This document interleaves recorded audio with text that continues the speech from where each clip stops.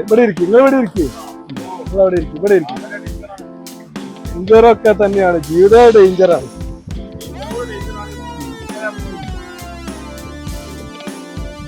ഏറ്റവും ഒരു ആശ്വാസം അതിൽ ലൈവിൽ കാണുന്നുണ്ടല്ലോ കാര്യം എന്നുള്ളതാണ്.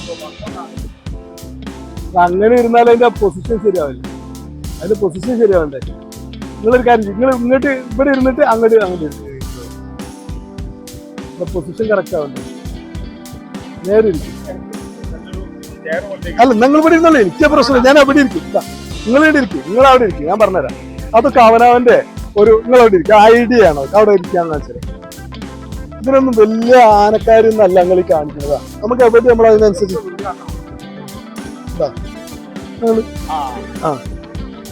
ഇപ്പൊ പ്രശ്നമില്ല. നിങ്ങൾക്ക് പ്രശ്നം കാര്യം നീട്ടിക്കും, അങ്ങനെ ഇരിക്കരുത്. ഇരിക്കത്തിനൊരു സ്റ്റൈല് വേണം. അതിങ്ങനെ വേജാറായിട്ട് ഇനിയിപ്പോ ആ ഷൂസ് എല്ലാം കൂടി നിങ്ങൾ ഇങ്ങോട്ട് വെക്കിക്ക ഇങ്ങൾക്ക്. അപ്പൊ ഞാൻ ഇരിക്കുന്ന നിങ്ങൾക്ക് നല്ല കല്ലായി. നിങ്ങൾ ഇന്റെ ഞാൻ ഇരിക്കുക കണ്ടോ, എവിടെ ഇരുന്നാലും അത് കംഫർട്ടായിട്ട് ഇരിക്കുക. ഇപ്പൊ ഇതല്ലേ നല്ലത്, ഇപ്പൊ ഇതല്ലേ അല്ലേ, അങ്ങനെയല്ലേ? ഓക്കെ അല്ലേ?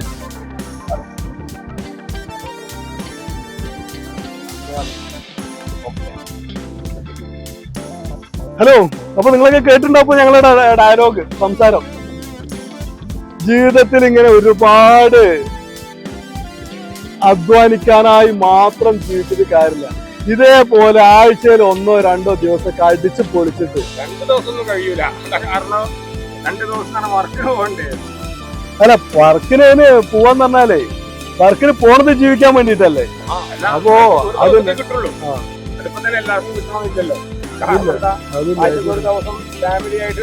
എന്താ രസല്ലേ ആ വെള്ളച്ചാട്ടത്തിൽ നിന്ന് ഇങ്ങനെ പാറേനെ തഴുകിയിട്ട് വരുന്ന വെള്ളം, ആ വെള്ളത്തിനെ തഴുകി തലോടുന്ന മുളക്കമ്പുകള്. അവിടെ അഗാധമായ ഗർത്താണ് വെള്ളം, അവിടേക്ക് ഇതാണ് വെള്ളച്ചാട്ടം പോലെയാണ്. ഇതില് മഴക്കാലത്തൊക്കെ ശരിക്കും നല്ല ശക്തമായ മഴ പെയ്യുന്ന സമയത്തൊക്കെ ആണെങ്കിലേ പിടുത്തം കിട്ടിപ്പോവില്ല. അതല്ല, ഈ വെള്ളത്തിന്റെ ഇതുകൊണ്ടാണല്ലോ ഇതൊക്കെ ഇങ്ങനെ എന്താ പറയാ വന്നത്. അതെ അതെ, ശരിക്കും പറഞ്ഞാൽ നമ്മള് ലോകം ചുറ്റേണ്ട കാര്യമൊന്നുമില്ല, നമ്മളെ കാൽ കീഴിൽ തന്നെ. പണ്ടാരോ പറഞ്ഞ ഒരു മുറ്റത്തെ മുല്ലയ്ക്ക് മണം ഉണ്ടാവില്ല എന്ന് പറഞ്ഞ മാതിരിയാ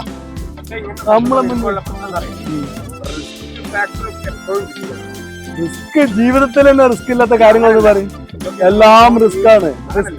റിസ്ക് തന്നെയാണ് എല്ലാവരും. പൊതുവെ ഇങ്ങനത്തെ യാത്രകളിലൊക്കെ പ്രശ്നം കേരളത്തിൽ കൂടുതലായിട്ട് അത് നമ്മൾ ശ്രദ്ധിക്കണം. അത് വിവരമില്ലാത്തവൻ അവിടെ ചെന്നാലും കെയർലെസ് ഉണ്ടാവും. അന്നുള്ള ആൾക്കാരെ സംബന്ധിച്ചിടത്തോളം എവിടെ ചെല്ലും അതിനനുസരിച്ച് നമ്മൾ ആലോചിക്കും. കാരണം അങ്ങനെ പറഞ്ഞത് ശരിയാണ്. പിന്നെന്താ, ചിന്തിക്കാതല്ല ചില സമയത്തുള്ള ഒരു പ്രശ്നങ്ങളാണ്. അതിന് പക്വതയില്ല എന്നാ പറയാ. അങ്ങനെ പറയാം. നമ്മൾ എവിടെ ചെന്നാലും ആരുടെ ഇടയിലാണെങ്കിലും നമ്മൾ നമ്മളാണെന്ന് തിരിച്ചറിവ് ഉണ്ടാവുമ്പോഴാണല്ലോ വ്യക്തിത്വം എന്ന് പറയുന്നത്.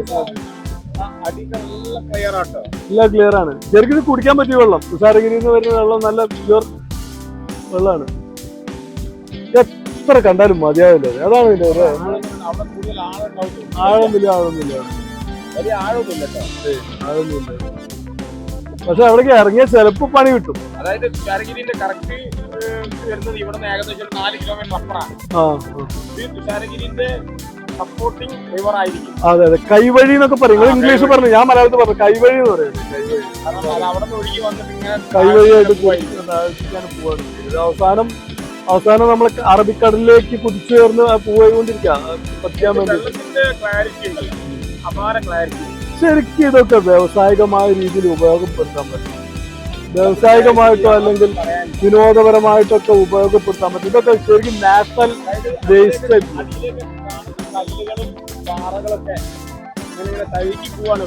അതെ അതെ അതെ അതെ, ശരിക്കും ഭയങ്കര. അതായത് ഇപ്പം വെള്ളം കുറച്ച് കുറവായിരിക്കും.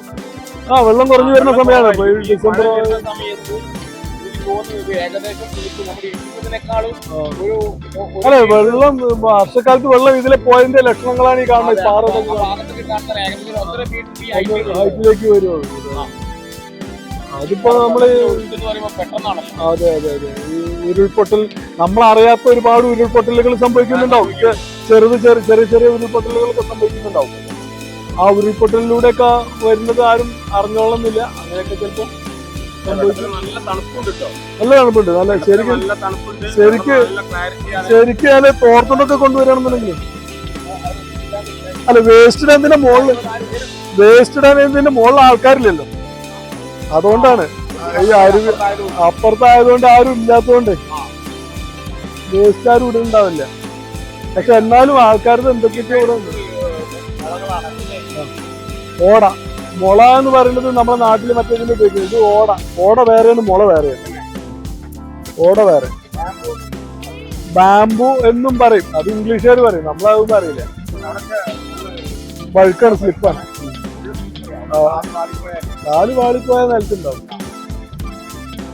ഇത് കാണുമ്പോ ശരിക്കും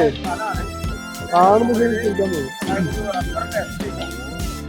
ആ റോഡിന്റെ സൈഡിൽ കൂടെ ഏകദേശം ഒരു 200 മീറ്റർ താഴോട്ട് ഇറങ്ങിയിട്ടാണ് ഈ കാണുന്ന ഈ ഒരു രംഗം. അതായത് നേരത്തെ പറഞ്ഞതുപോലെ 4 കിലോമീറ്റർ അപ്പുറം കിടക്കുന്ന തുഷാരഗിരിയുടെ കൈവഴി എന്ന് പറഞ്ഞു പോലെ ബ്രാഞ്ചസ് ആ വഴിയാണ്. ഞാനിത് കാണുമ്പോ ഒന്ന് മുഖം കഴുകാൻ തോന്നും. അത് ഏകദേശം ഞാൻ പറഞ്ഞ മുകളിൽ വരെ ഭയങ്കര ശബ്ദം. അതൊന്ന് കണ്ടു കളയാൻ നമ്മൾ അതെ, ചെരുപ്പൊന്നുമില്ല, മുഖം കഴുകാൻ വേണ്ടി. നല്ല മൈക്രോഫോൺ പോകണ്ട ഇവിടെ പൊട്ടി വെച്ചിട്ട്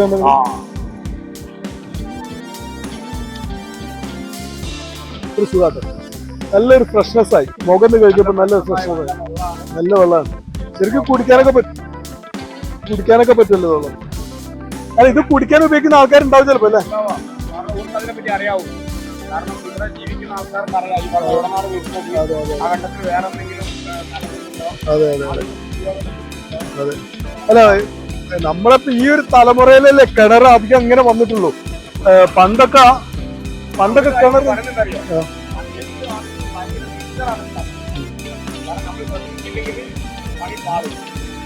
ശ്രദ്ധിച്ചിട്ടില്ലെങ്കിൽ പണി പാടും. അതെ എന്നാലും വളരെ നല്ല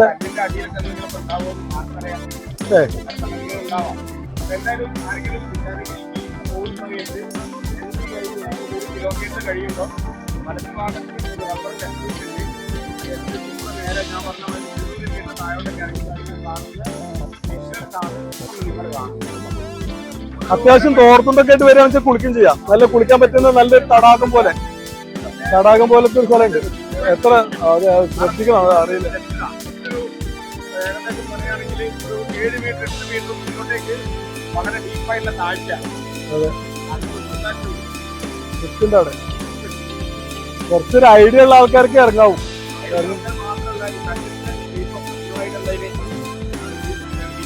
നീങ്ങി കിടക്കും, വെള്ളം തട്ടി. അപ്പൊ ഗേസ്, അപ്പൊ ഞങ്ങള് അടുത്ത ഡെസ്റ്റിനേഷനിലേക്ക് പോവാണ്. ഇയാള് വീഴണ രംഗം കൂടി കണ്ടിട്ട് നിങ്ങൾ ഓഫാക്കിയാൽ മതി. ഇപ്പൊ വീഴും.